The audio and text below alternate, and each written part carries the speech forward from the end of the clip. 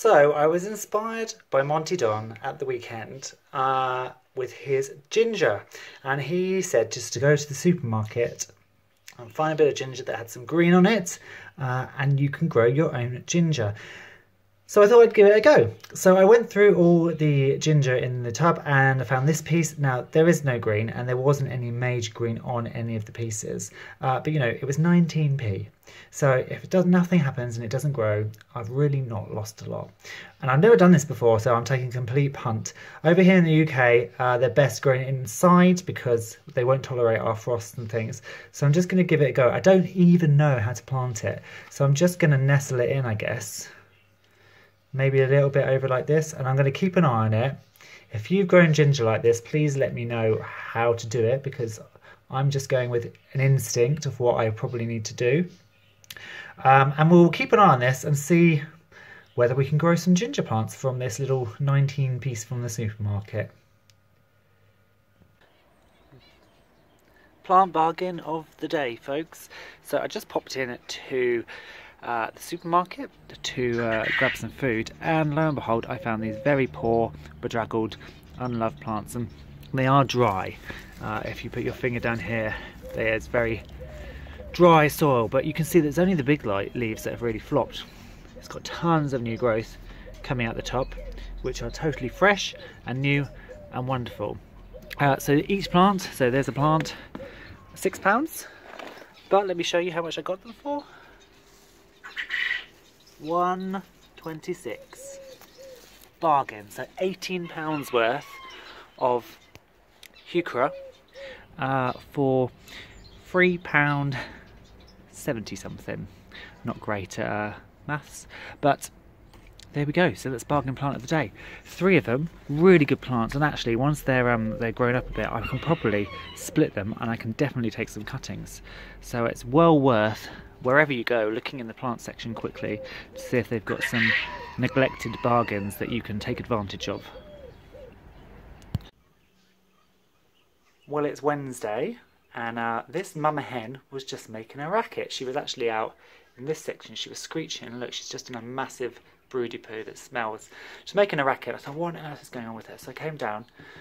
She was off the nest, and lo and behold, there are cracks on eggs. So her chicks are now starting to hatch, which is, I'm glad she told me, because I actually forgot to note down just when her chicks were due to hatch. I knew it was sometime soon, the end of this week, possibly next week. I didn't realise it was quite as recent as today. So I'm going to keep an eye on that egg and see what happens. Now, I don't normally use broodies, I normally use incubators, but we wanted a broody hen and chicks to showcase at work, and also I was overrun with eggs and I didn't have enough incubators, so I thought, well, I'll shove them under this lovely little Silky. So I'm excited to see what comes out. She has 10 eggs, so whether she hatches all 10 is another matter entirely, but just the fact that one is coming is very exciting, because I do love a good little chick or two.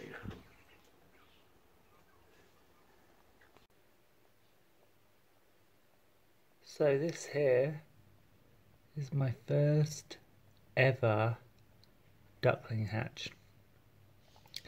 It's not been great. We had 10 eggs and we've only got 6 left in here.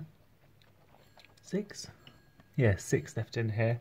And I don't think one will hatch because it's actually in the egg the wrong way up.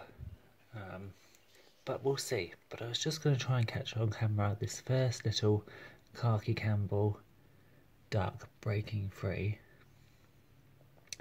because it's a monumentous occasion for me.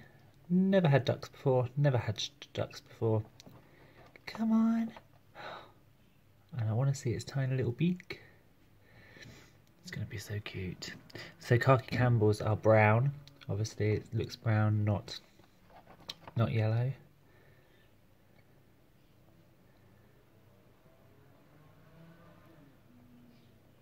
Come on, little guy. You can do it. You're almost out.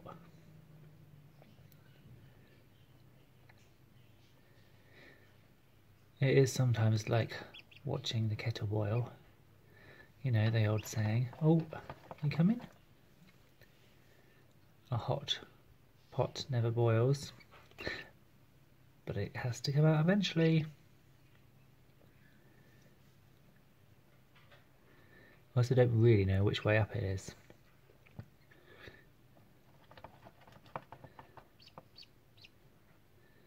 So where its head is going to appear from, I'm not sure.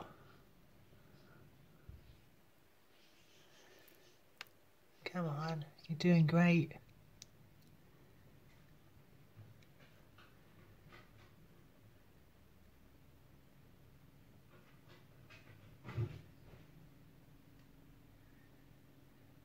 I'm hoping that this first one will encourage...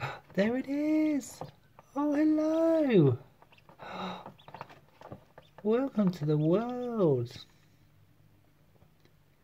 Yes, I'm hoping that this first one will... Oh, you're so cute! Encourage the others.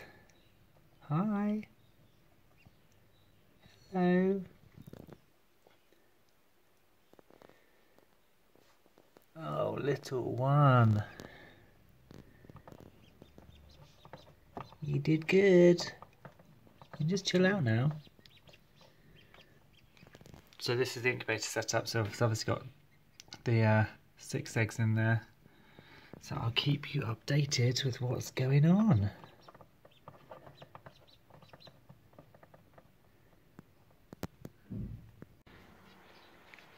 So today is all about having a bit of a clear out. So you'll remember how this was before. Probably the alpine troughs were here, but the Sarracenia were under the window here. Now, if you watch Smallholding Diaries tomorrow, which that'll be the next video, you'll see why they've moved.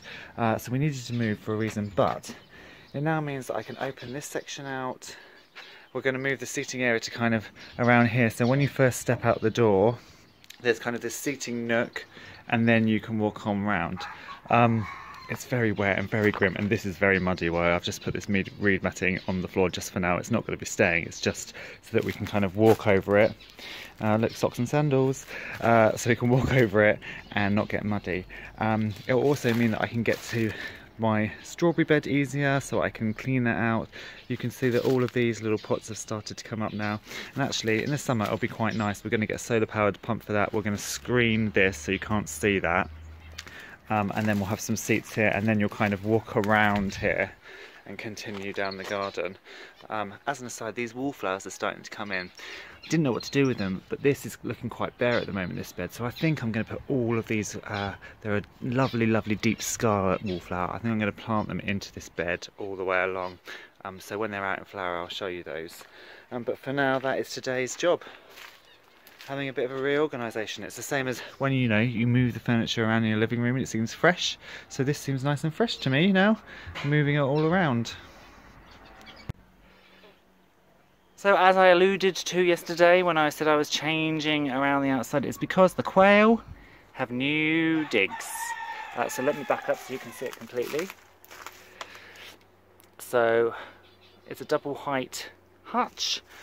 Now I was going to build something on my own, but I realised by the time I had bought all the materials and bought the tools, because I don't actually have a circular saw or an electric drill or anything like that, by the time I'd bought those, and then the effort and the frustration of building something for them from scratch, I realised actually for £80 this double hutch would be good. And actually I think £80 is not bad for this. So they haven't worked out how to come upstairs yet. They have got a ramp, as you can see. They haven't worked that out, but they've only been in here like a day or so. They also tend to fall, they tend to fall off the edge like that, but luckily my quail are very tame, so I'll just pop them back in. They will have water bottles, so like the rabbit drip drinkers. The quail are really, really good at drinking from those. You've just fallen off again. And then what happens is, if I need to block them off, I can actually move that stairs and I can make it into 2 hutches, which is even better. Now in the future, if I do build them some wire bottom hutches where the poo can fall through, I can just use this for my growers' chicks, for broody hen, etc. So it's I think it's actually quite a good investment. It'd be nice when they've learned how to get up the stairs, because at the moment they're all crammed down on the bottom level, but I think it's nice. It'll make cleaning them out much easier. It will make collecting eggs much easier, and generally just looking after them far easier than it was in that aviary. And now I've got the aviary to free up for something else. So I've just put Eve into the aviary. As you know, the quail came out, and I wanted to get Eve outside because she's been inside in a crate all week. So I wanted to get her outside ASAP. We will be getting the male in soon, but I just wanted to get her outside for now. Now this is not an ideal enclosure by any means. It's not really big enough. There'll just be 2 of them in here and no more. And also the other thing is we haven't got a porch on this door. Now pheasants are not like chickens. When I open this door, it's quite likely they're going to fly straight over the top of me. So for the meantime, I'm going to attach a piece of netting along here so that when I open this door, there is kind of a net surround, because otherwise I'll open this door and she will be off. Again, not like chickens. If she came out, they wouldn't waddle around the garden. She would fly straight up in the air and be gone. So we need to take some extra care. Obviously, it's extremely muddy at the moment as well. I've just scraped out all the worst of it. With just her in here and the boy, I'm going to actually try and plant this up a little bit better. Pheasants are not like chickens in the fact that they just kick everything up and dig everything up. You can actually have planted aviaries and things with them. So again, I will be trying to seed this and make it look a little bit prettier. But for now, I'm glad that she's outside. She's got a little nesting box over there if she wants to get out of the way. She's kind of just stunned at the moment because she doesn't know really what's going on. But yes, it will look prettier. And obviously I want to wash down all those pots as well because they all look gross. But for now, I'm just glad to have her outside.